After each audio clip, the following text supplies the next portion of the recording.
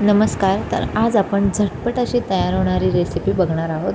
चला तर मग सुरू करूयात. मी इथे सुहानाचा पनीर टिक्का मसाला असं प्रीमिक्स घेतलेला आहे.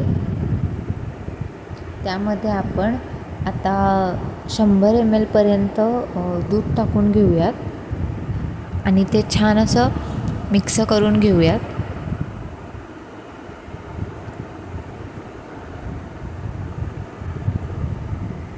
कोणत्याही प्रकारच्या गुठळ्या वगैरे राहून द्यायच्या नाहीत. अगदी व्यवस्थित सावकाश असं मिक्स करून घ्यायचं सगळं. तर हे आपलं मिक्स करून झालेलं आहे. तर आता मी एका कढईमध्ये 3 चमचे तेल घेत आहे. या भाजीला थोडं जास्त तेलच टाकावं लागतं.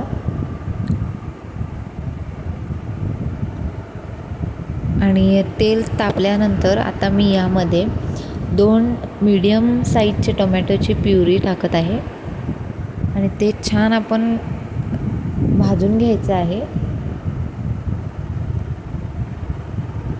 छान त्याला तेल सुटेपर्यंत आपल्याला ते शिजवायचं आहे आणि ते शिजवून झाल्यानंतर असं तेल सुटल्यानंतर आपण त्यामध्ये तयार केलेली ती प्युरी टाकणार आहोत आणि तुम्हाला हवं तेवढं तुम्ही पाणी ॲडजस्ट करून घेऊ शकताय. ते छान मिक्स करून आता आपण त्याला एक उकळी आणून देऊयात आणि उकळी आणल्यानंतर आपण त्यामध्ये पनीर टाकून घ्यायचे आहे. छान आता याला उकळी आलेली आहे.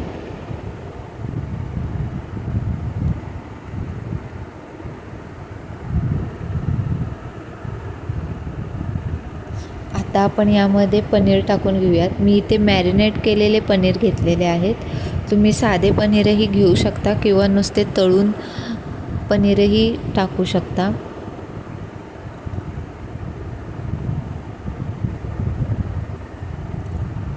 आता हे छान व्यवस्थित एकत्रित करून घेऊयात आणि झाकण ठेवून आपण 5 मिनिट याला शिजवून द्यायचं आहे.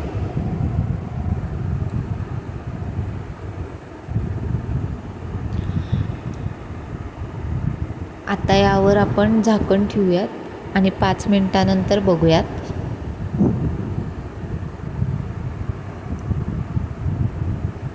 5 मिनिट झालेली आहेत. बघू शकता आपण कसा त्याला छान रंग आलेला आहे आणि थिकही झालेली आहे आपली भाजी. तर अशा प्रकारे आपली भाजी तयार झालेली आहे. अगदी झटपट तुम्ही ही तयार करू शकता. अशाच व्हिडिओजसाठी चॅनलला सबस्क्राईब करा. थँक्यू.